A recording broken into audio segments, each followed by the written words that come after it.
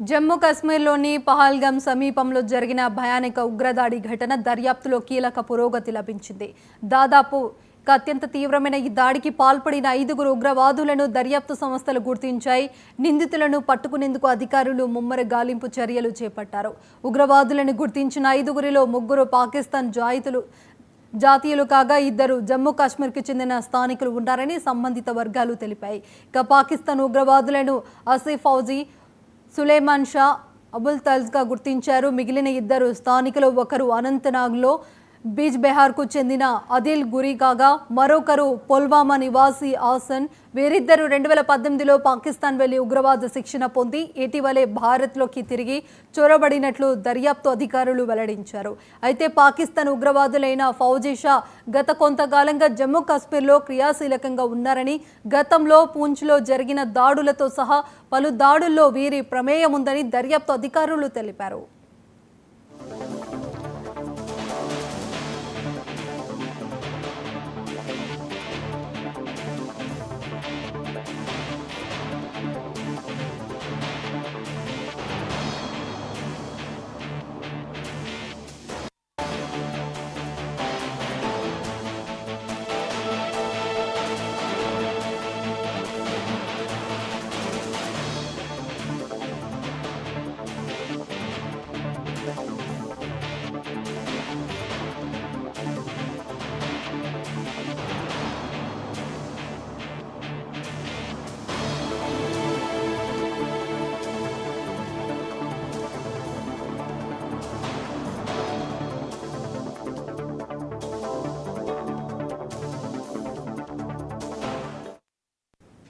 పహల్గామ్లోని బైసరెన్ మైదానంలో జరిగిన దాడి సమయంలో ఉగ్రవాదులు అత్యంత క్రూరంగా ప్రవర్తించినట్లు ప్రాథమిక దర్యాప్తులో తేలింది.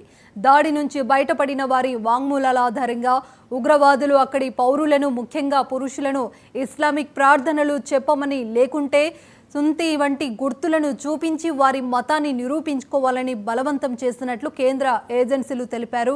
ఈ దాడి జరిగిన ప్రాంతానికి సమీపంలో సీసీటీవీ కెమెరాలు లేకపోవడంతో దర్యాప్తు ప్రధానంగా బాధితులు, ప్రత్యక్ష సాక్షులపైన ఆధారపడి సాగుతుంది.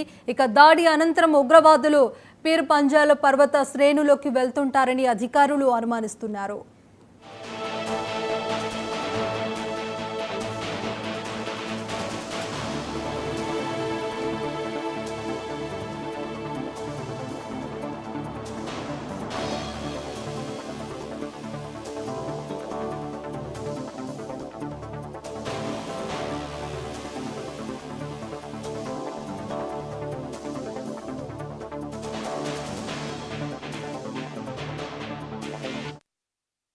ఇప్పటికే జమ్మూ కాశ్మీర్ అధికారులు 3 అనుమానితుల ఊహా చిత్రాలు విడుదల చేశారు. వారి ఆచూకీ తెలిపిన వారికి 20 లక్షల చొప్పున రివార్డు ప్రకటించారు.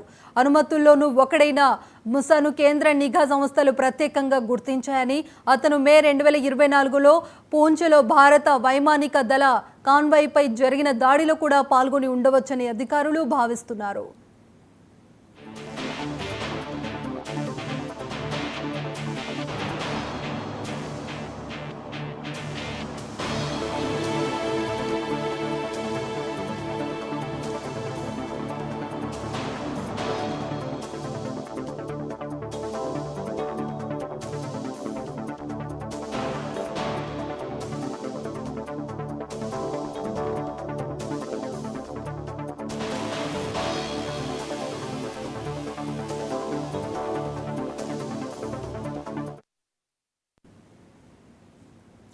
పాకిస్తాన్